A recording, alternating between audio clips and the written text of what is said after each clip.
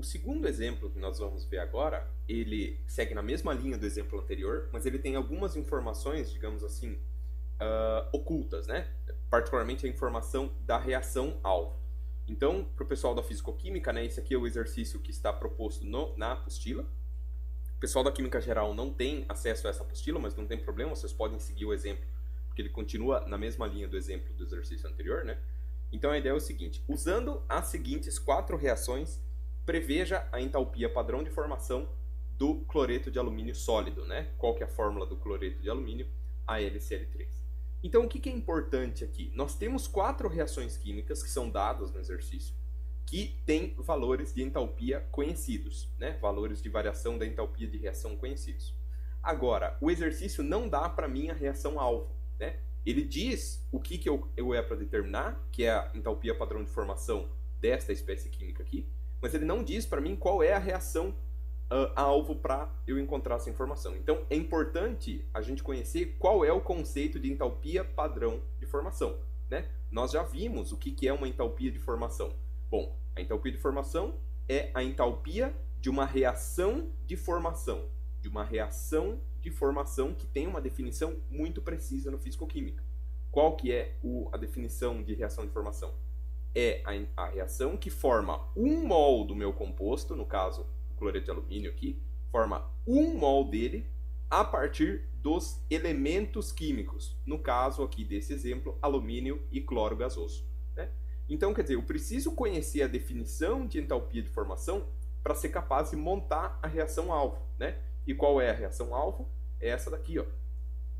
Então eu tenho o cloreto de alumínio sólido aqui embaixo, e a reação de formação dele é a reação que parte de alumínio sólido mais cloro gasoso. Aí pela estequiometria, se eu tenho 3 átomos de cloro aqui na forma de cloretos, né? E cada molécula de cloro me fornece 2 átomos, eu tenho que multiplicar o coeficiente estequiométrico da molécula de cloro, ele tem que ser 3 meios para que 3 vezes 2 dividido por 2 me forneça os 3 átomos de cloro que eu vou ter aqui no final. Então, agora eu tenho a reação-alvo, né? E agora eu posso determinar o valor desta entalpia aqui usando essas 4 etapas para construir essa reação global. Ou seja, eu vou manipular essas etapas aqui de forma que elas resultem na minha reação global. Então, vamos pensar o seguinte, ó. Primeira coisa, né? O que eu preciso, né, determinar? Eu preciso colocar alumínio na posição dos reagentes. Aqui nós temos alumínio sólido, só que percebam que ele está vindo com o coeficiente 2. Então, como eu só preciso de 1 aqui na reação de formação, eu vou dividir toda esta reação aqui por 2, né? A reação dividida por 2, esse 2 aqui vai virar 1, esse 6 vai virar 3, esse 2 vai virar 1, esse 3 vai virar 3 meios, né?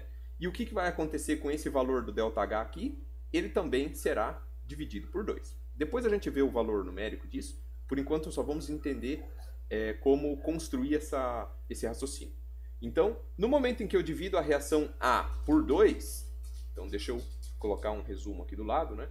Eu vou colocar a reação A por 2, eu já encontrei a quantidade de alumínio que eu preciso para a minha reação-alvo. Agora eu preciso determinar as outras quantidades, né? E não apenas isso, eu preciso cancelar as espécies químicas que existem aqui na primeira reação e que não fazem parte da reação-alvo. Então, por exemplo, aqui na reação-alvo eu tenho 6 HCl aquoso, né? Na verdade, agora como a gente dividiu por 2, vai sobrar 3 HCl gasoso ali. Eu tenho HCl aquoso, perdão, né? O HCl aquoso está aqui na reação A. Como que eu faço para cancelar esse HCl, uma vez que ele não aparece aqui na minha reação-alvo? Eu posso usar a reação B, né? E colocar esse HCl aquoso nos produtos, como ele está aqui, porque der o HCl aquoso nos produtos de uma reação e nos reagentes da outra, eles vão se cancelar.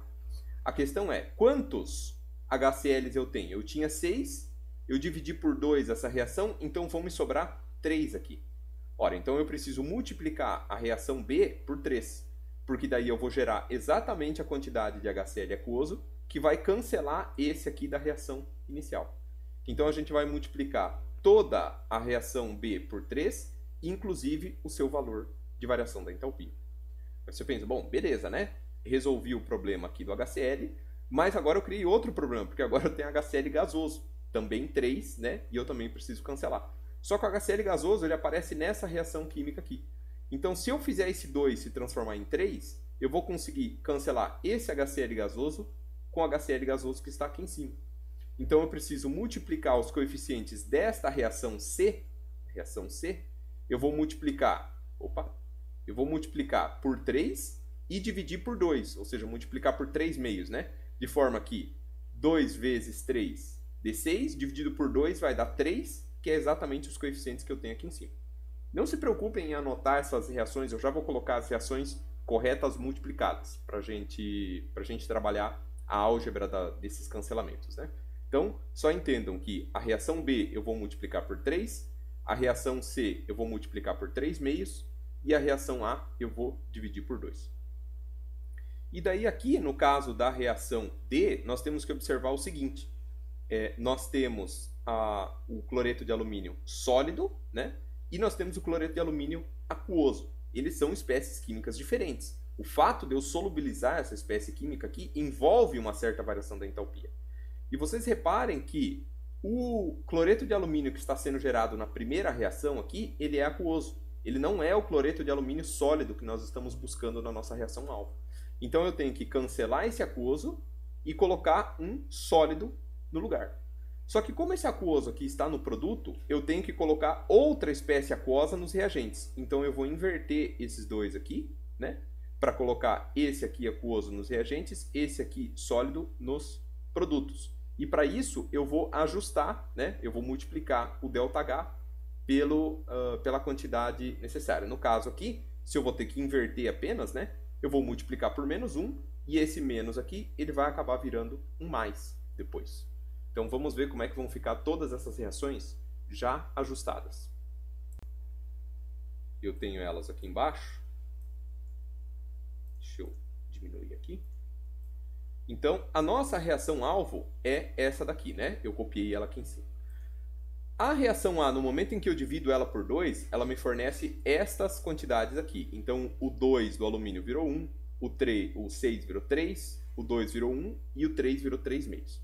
O valor do ΔH aqui, menos 524,5, ele é exatamente a metade do valor que tinha na reação A ali em cima, né? Então ali em cima nós tínhamos 1049 kJ negativo, né? Como eu dividi por 2, mantenho o sinal e divide o número por 2. No momento em que eu pego a reação D e eu inverto ela, bom, eu vou colocar o cloreto de alumínio aquoso aqui, o cloreto de alumínio sólido aqui. Então percebam que já vão começar a ocorrer alguns cancelamentos, né? O primeiro cancelamento que a gente percebe é justamente este aqui, ó. O alumínio aquoso, ele vai se cancelar com o cloreto de alumínio aquoso, perdão, ele vai se cancelar com esse cloreto de alumínio aquoso porque ambos estão com coeficiente 1, né?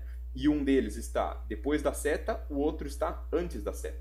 Então é como se um estivesse se transformando no outro, do ponto de vista da reação global, eles podem desaparecer. Só que agora eu formei esse cloreto de alumínio sólido aqui, que é exatamente o que eu estava buscando na minha reação alvo. Então esse daqui ele vai permanecer. O alumínio sólido que eu tinha aqui, ele também já aparece aqui, né? Então a única coisa que falta para minha reação alvo é esse cloro aqui, ou seja, eu preciso cancelar os HCl's, eu preciso cancelar os hidrogênios. O HCl que está aqui, 3HCl aquoso, ele se cancela com esse HCl aquoso aqui. Estão vendo? Ambos aquosos. Percebam, eu não posso cancelar HCl aquoso com HCl gasoso. Eu não posso cancelar cloreto de alumínio sólido com cloreto de alumínio aquoso. Eu só posso cancelar aquelas espécies que são verdadeiramente idênticas, que tenham o mesmo estado da matéria. Porque se eu não tenho o mesmo estado da matéria, eu não tenho a mesma entalpia, né, de formação dessas diferentes espécies. Então não pode cancelar uma espécie, por mais que seja HCl com HCl, se um é gasoso e o outro é aquoso, eles são diferentes, né? Mesma coisa aqui. Nós temos o HCl gasoso aqui, esse HCl gasoso se cancela com esse daqui, ó, né? Os dois são gasosos, aí tudo bem. E esse 3 meios de hidrogênio gasoso aqui, ele vai se cancelar com esse 3 meios de hidrogênio gasoso que está aqui em cima. Percebam que as únicas coisas que sobraram são o alumínio sólido esse cloreto de alumínio sólido que está aqui nos produtos e esse 3 meios de cloro gasoso que está aqui nos reagentes, que é justamente o que nós estávamos buscando aqui. Ou seja, nós conseguimos manipular 4 reações químicas para que, coletivamente, o que esteja acontecendo seja idêntico ao que está acontecendo nessa reação alvo aqui em cima. Então isso quer dizer que a variação da entalpia desta reação ela é igual à soma da variação da entalpia dessas 4 etapas aqui, que já foram corrigidas pelos coeficientes estequiométricos. Se a gente fizer essa soma aqui, o valor vai dar menos 703,4 kJ. Então, quer dizer, esse daqui é o valor da variação da entalpia se essa reação aqui, a reação alvo, acontecesse diretamente. Tudo bem? Mesmo que ela aconteça em mais etapas, os ganhos e as perdas aqui se combinam para dar esse valor aqui no final.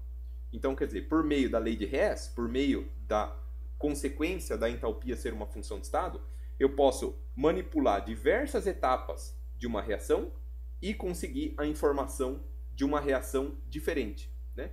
E daí percebam o poder da lei de Hess. Você tem milhares de reações cujas entalpias são conhecidas, né? Que são tabeladas nos livros. Então, virtualmente, nós podemos conhecer a entalpia de qualquer reação química que a gente imaginar, porque eu sempre vou conseguir dividir essa reação química em etapas mais simples e essas etapas até um ponto que elas sejam conhecidas, né? Que elas tenham as suas entalpias conhecidas.